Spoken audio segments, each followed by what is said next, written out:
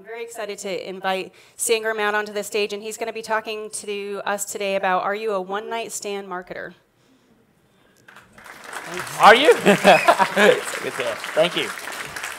Awesome. So who among you is brave enough to say that? I've been a one-night stand marketer all my life. So hopefully this is not about saying, well, what are you doing wrong, but it's about learning and figuring out, well, what can we do right? So before we get started, this is the second time in Bozeman, and this is the funniest thing that happened. So I flew in yesterday, and they called for an Uber, and guess what shows up? A pickup truck.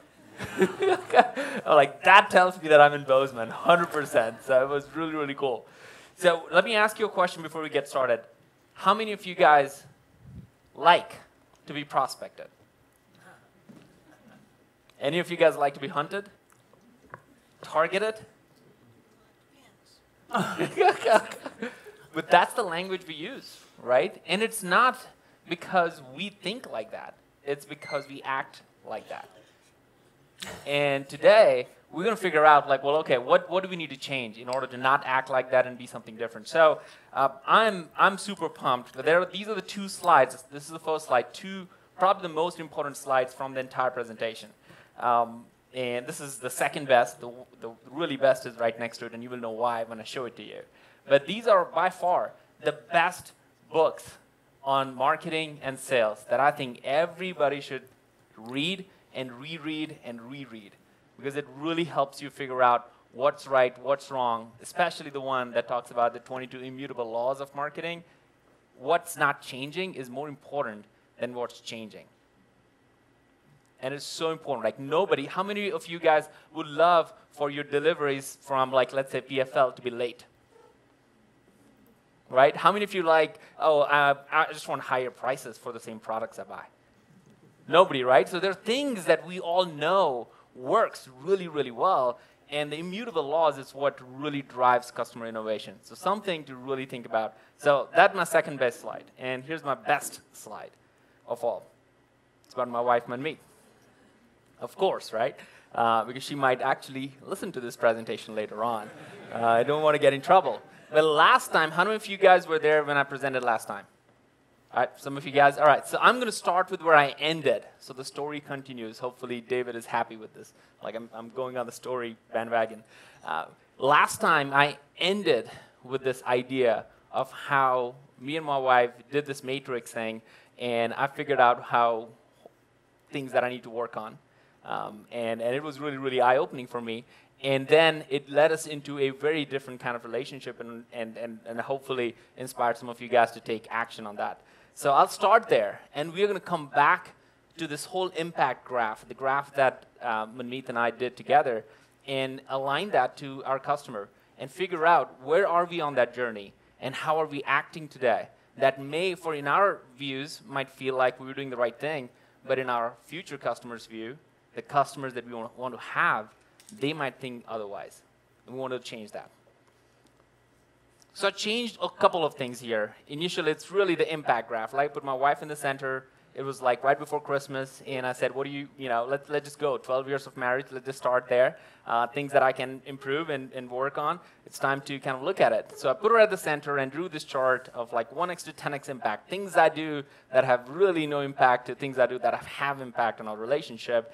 And then things that she believes are status quo that I should be doing to things that that come out of love, that really, really matter.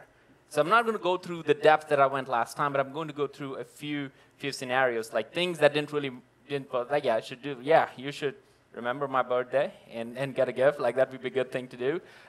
You know, you should not ask what I want. You should just figure out based on all the conversations that she has with me that I'm not listening to. So you should figure that part out. So that was important. You know, something that I need to really work on. The other one was like, yeah, you should be kind of picking up the kids from the school and not forget about that. Happened only one time, like, no big deal.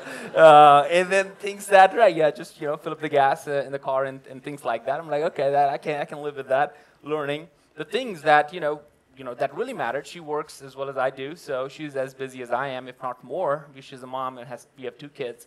and she's trying to balance everything. So on a weekend, if she can get a couple of hours for herself, that'd be really awesome. So I said, okay, I'll try to be mom and dad. So that was good. And then the big thing, really, the big surprise, the big reveal for me from a 10x impact was this stupid idea that I had a few years ago, and I've been consistently doing that, which is to get flowers for her on a random day. And to her, that mattered more than anything. It didn't really, it's from Kroger, and like it's it's like $10, right? And she doesn't even like flowers, So but the point really for her was, you thought enough to do that, right? And I think if we really think about our customers, they want to know that we have put enough thought into how we're engaging with them, what we're thinking about it. So that's kind of where we ended last time. So I want to kind of begin that journey and say, not where our relationship really is right now, because it kind of goes up and down like everyone does, but really, more importantly, how do we think about our customer and how our customers think about us? So the topic is this whole presentation is really in 3 parts.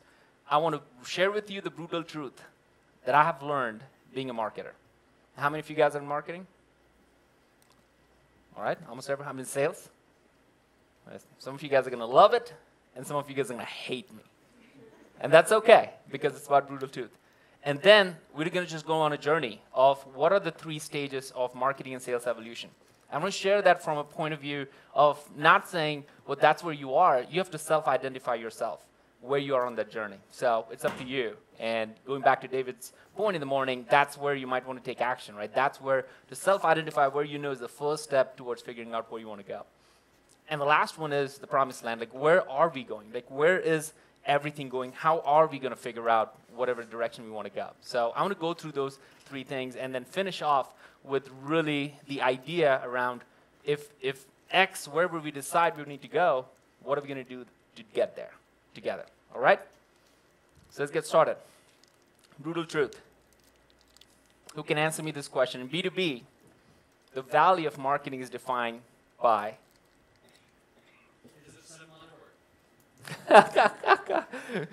Give it a try. All right. So now experience. Say again? Yeah, you can. You can. We should have gone through the whole game here right now. Now I know, like, next presentation, I'll make sure I do that. But don't go after the number of those things. Just shout out whatever you think in B2B. The value of marketing is defined by customers, revenue, results, experience, engagement. Yes. Now, this is where you're going to hate me. And it might feel almost like I'm hitting you not the best place where you want to be hit. But here it is. In B2B, the value of marketing is defined by sales.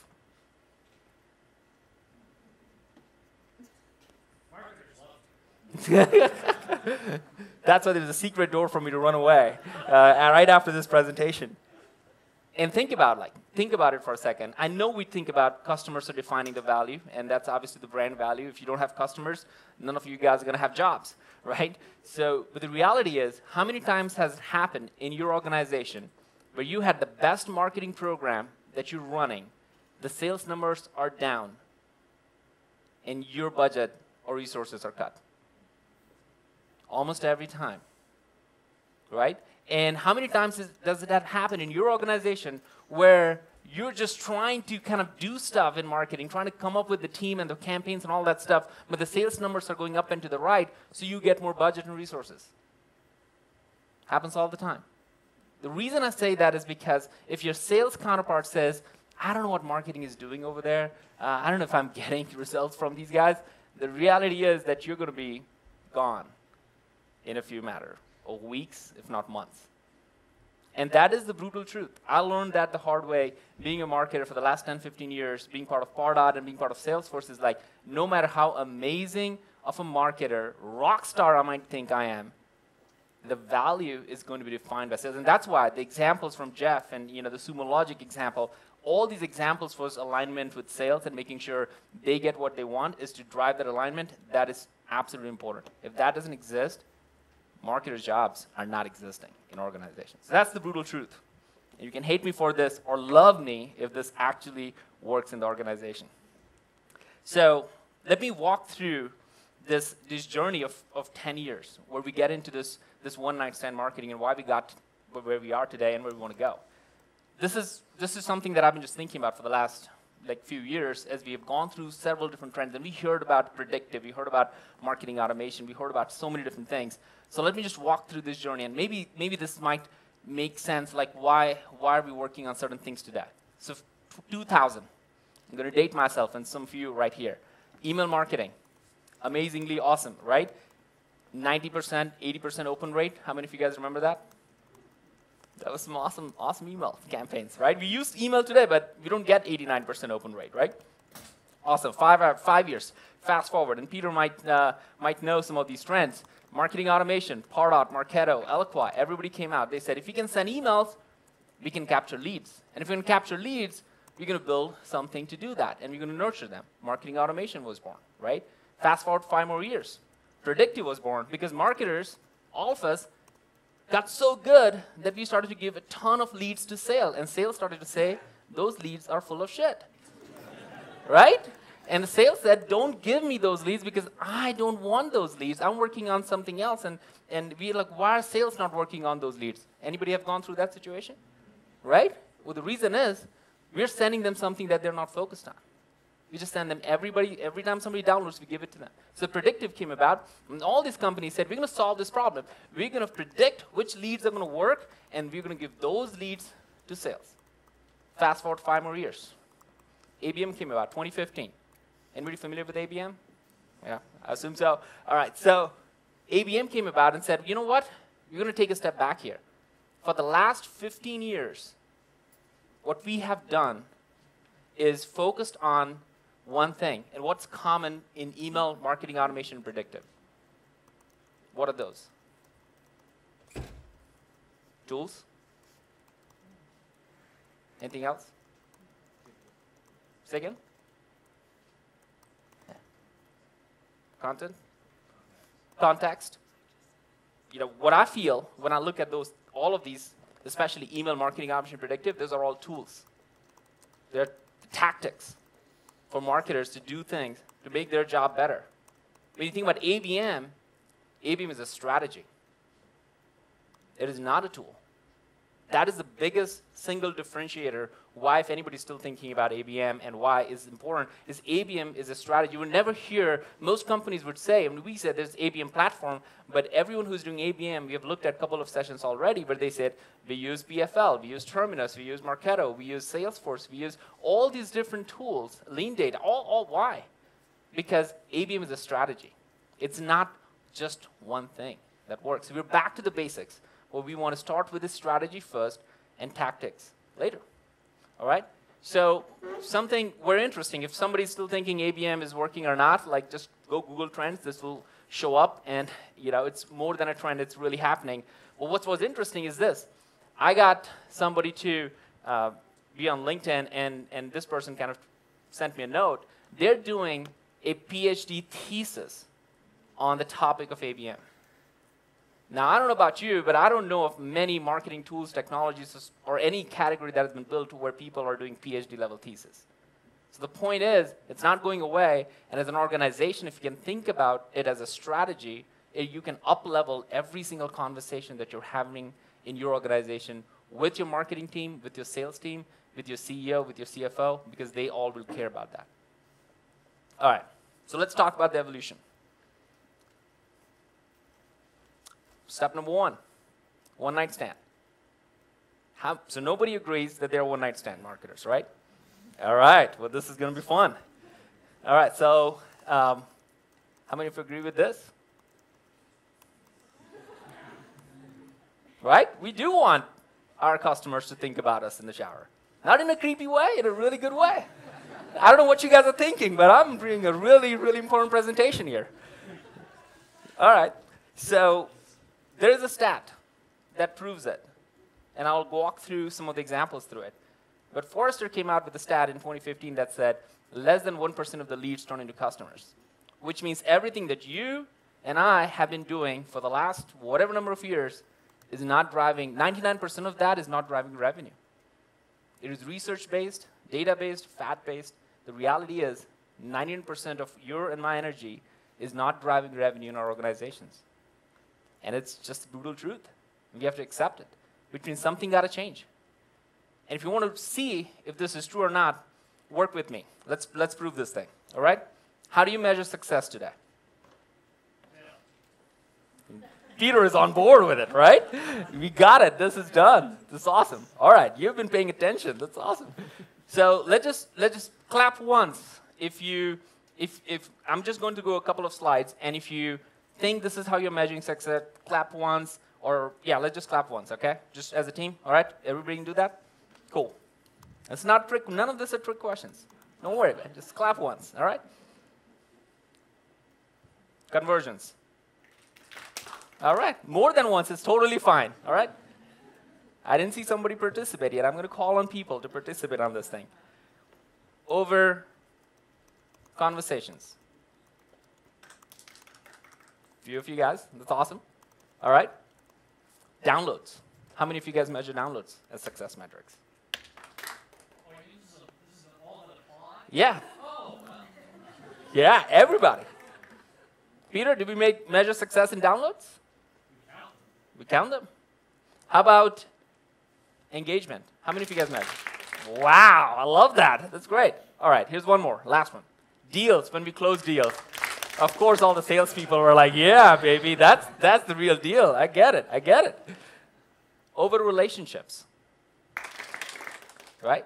So you can see yourself, the emotions that you go through in looking at the end result in each one of these things. When you think about conversions, you're just looking at a number. When you think about conversations, you're actually thinking more than that. And measuring success, either in downloads versus engagement, is a big deal. It's a big difference. Looking at deals that close, most successful sales rep people would tell you, and they've told me over and over again, the deals they close are not because of the best product, but because of the relationship they've built over time with that company where they can trust them. Right? So relationship goes far. So here's my biggest takeaway from this first part is like, we have to play the long game. We can't play the short game. The short game, when we only look at conversions as a success rate, or we are only looking at downloads, or only looking at deals, then we are only focused on the short game. It's tomorrow. And you might meet your quota, you might keep your job, but overall, the brand of the company is going to go much further if you play the long game of relationship. All right? So let's go to the next one. Engagement.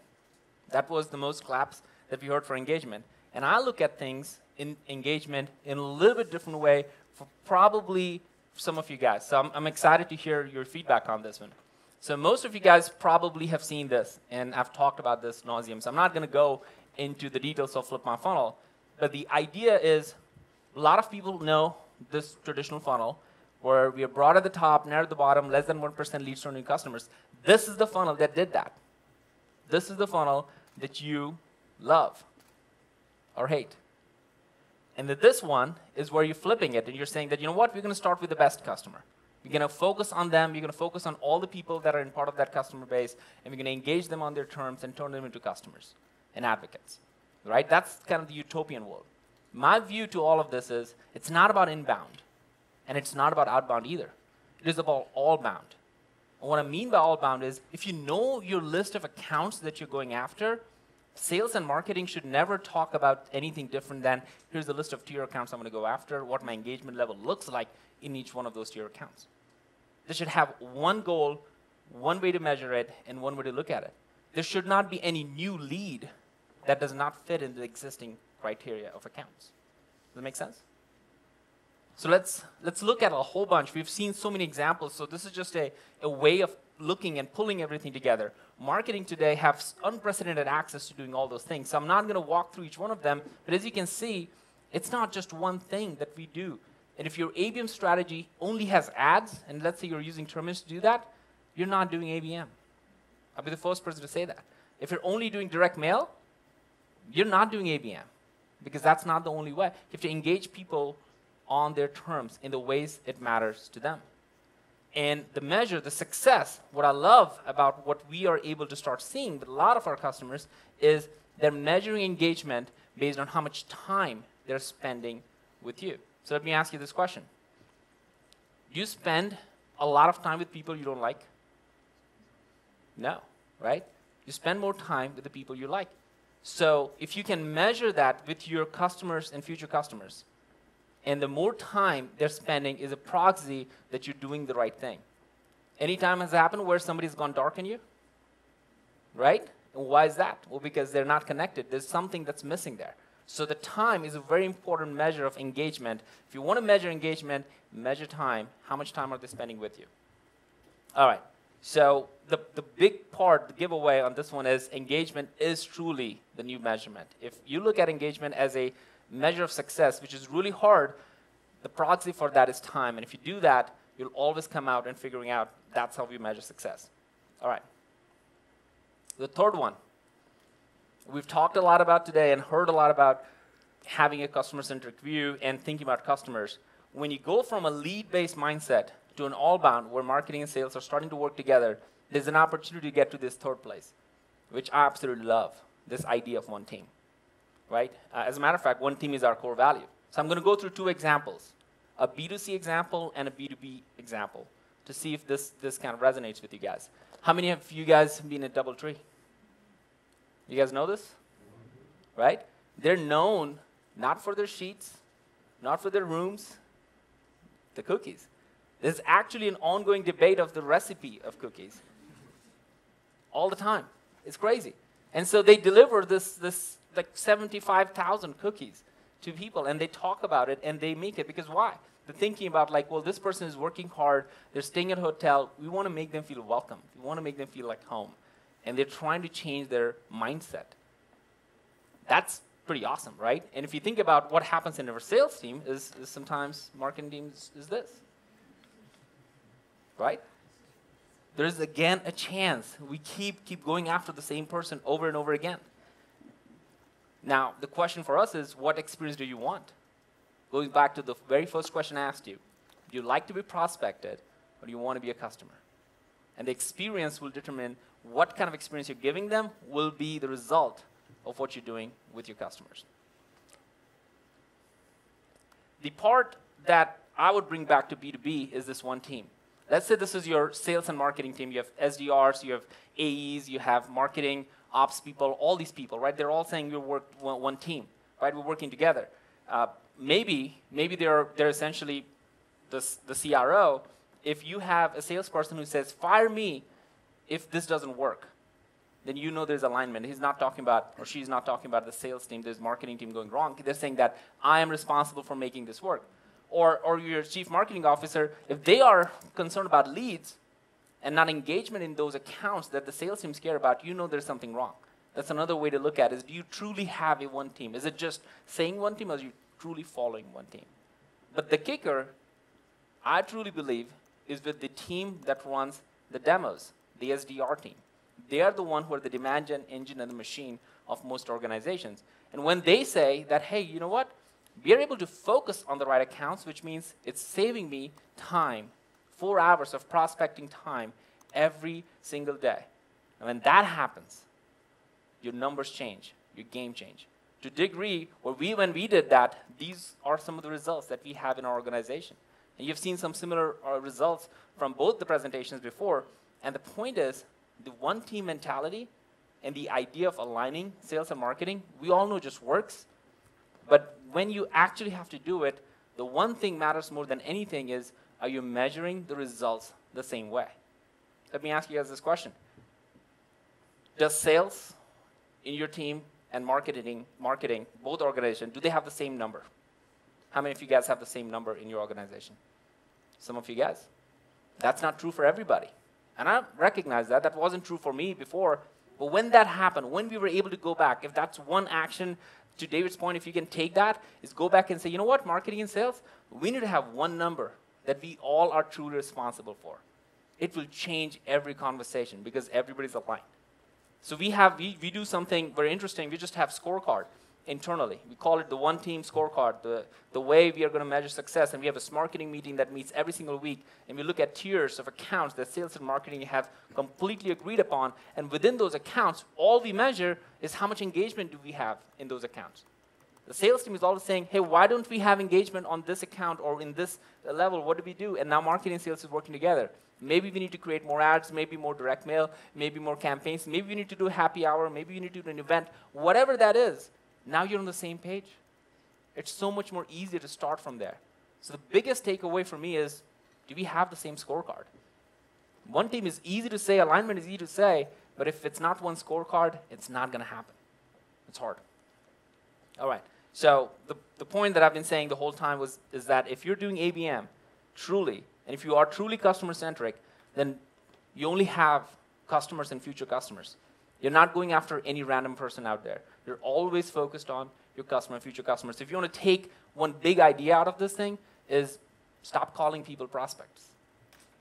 Start calling them future customers for who they are. Because if you're going after prospects that probably are never going to be your customers, then maybe you're just spending time on things that don't matter or people that are not going to be your customers, right? All right, so the promised land. This is the fun part. So what's the future of marketing? I think we are sold on that. I initially thought it was more tech, quite honestly. As someone who has been in tech, been Pardot and Terminus, starting companies, I thought it was more tech. And I was blown away by the idea that it's actually not tech. Tech is a means to get there, right? It's probably going to help you scale. It's probably going to make things faster. Maybe you can track better, all those things. But it's not tech. To me, if I have to think about the future of ABM, if you just want to put those in those words, is authenticity, right? And we heard about that several times. And you might say, all right, that's another buzzword, right? Another big thing that is out there, and how do we think about it? If you really, truly take the time and think about the people that you trust are probably the people that are the most authentic in their conversations with you. The products or services you buy is because you trust them. And the reason you trust them is because they're authentic. Now, let's just think about how, are there data and stats around it? There's tons of stats. There's tons of material when I started to look at the brand value of an organization when authenticity kind of oozes out of everything they do. But here's something I started to kind of struggle with. Well, how do we practice authenticity? Any ideas on that? How do you practice authenticity in your organization? How do you do it?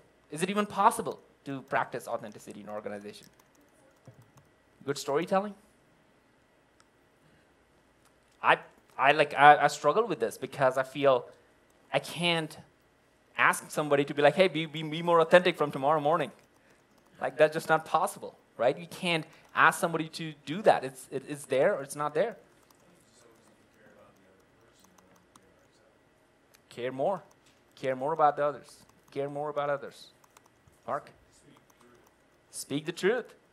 If it's hard, the brutal truth, it was 100% the truth. And if you do that enough number of times, maybe you piss some people off. But the right people will listen and hear and understand where you're coming from. But here's something to kind of share. When I started to look at my own company and say, well, how do we practice authenticity? And so I had a few examples to share. And none of this is saying we're perfect at this. It's more of like, we're struggling with this. And we do that, and we think we want to do even better every time. But we are looking at ourselves and saying, how do we do it? And then there's some examples to just have you guys think about, like, how do you take that and practice in your organization if you do believe that that is the best way to operate and grow your organization. So for example, for us, we do direct mail quite a bit, right? Like that's, and a lot of times the direct mails are not fancy packages. They are handwritten notes from me on the executive team. And I do that not only for customers, I do that for terminators. That's what we call everybody at Terminus is the terminator.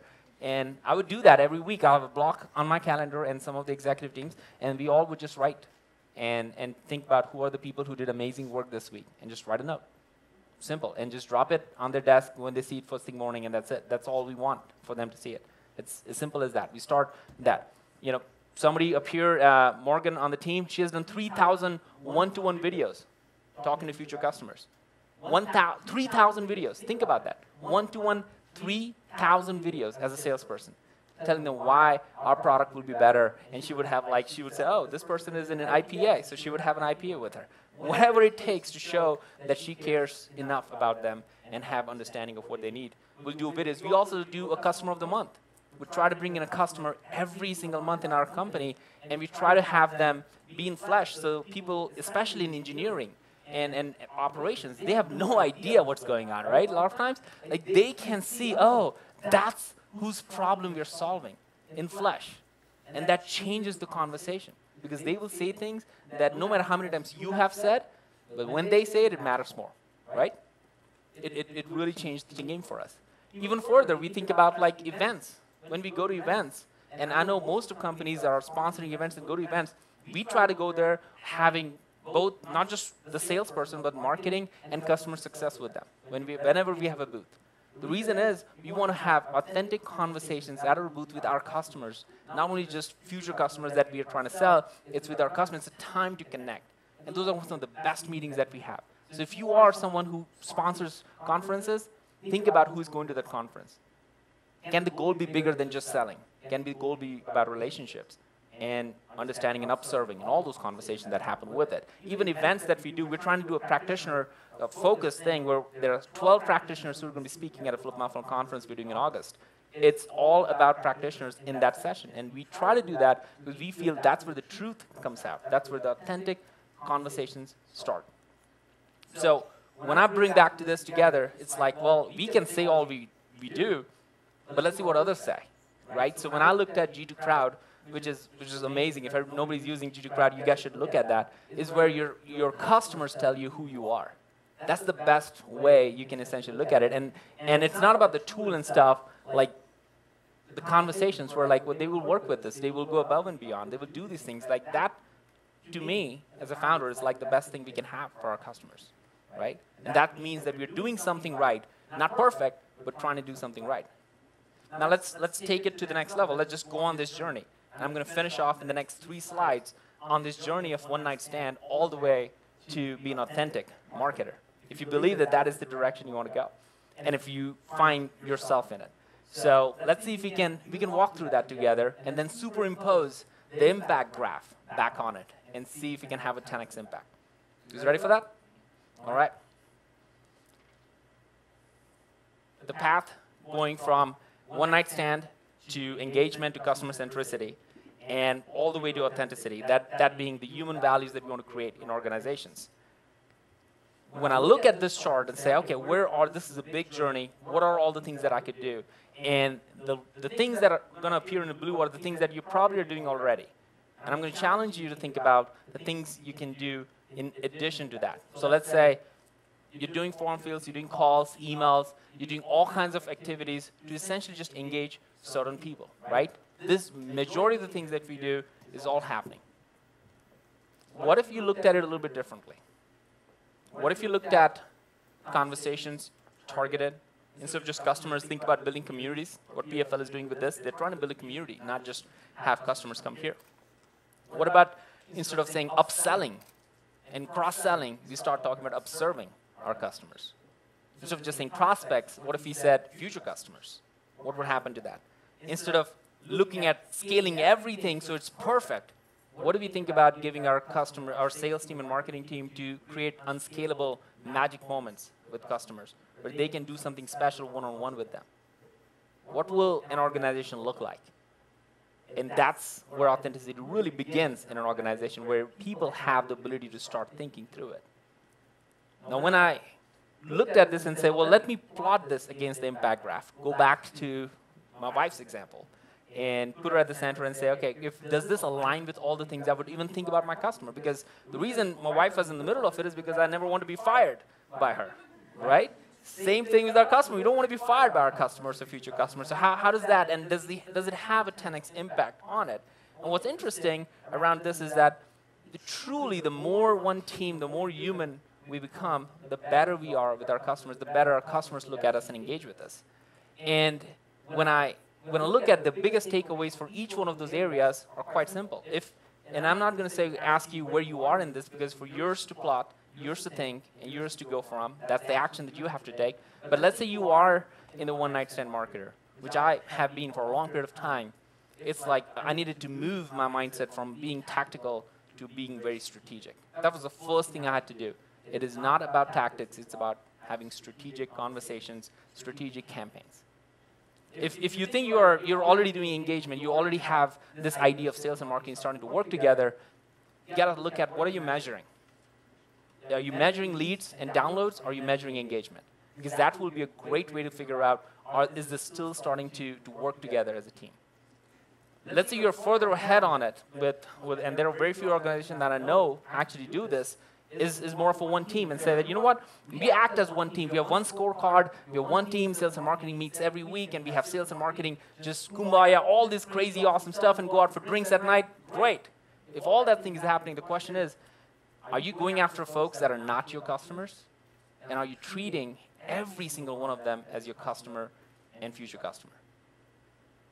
It's a really big question when you really, really dig into it. And then if you are moving in this direction, which we are trying to every day, this is something that wakes me, keeps me up every day. It's like, are we here? Are we here? And we know it's probably a pursuit. We'll never be there 100%. But if you are in this, is this what Dave said. You care more than anybody else in your industry, anybody else in your team, that everybody needs to know that you care. You really do care. Your customers, your future customers should feel that out of you, that you care more. And if you do that, the things that you would do to help them be successful is going to be just amazing. Right. So with that, I'll just close, and just want to thank you back to be in Montana and picked up by a pickup truck was the best experience of all times. I know everybody's hungry and we're getting to lunchtime, but if you ever get a chance, we do a daily podcast called Flip My Funnel, so check it out. And we just want to share and learn with a lot of you around how to do marketing and sales, and it's just fun. Thank you so much. Thank you. Go. Awesome. Thank you, Sangram.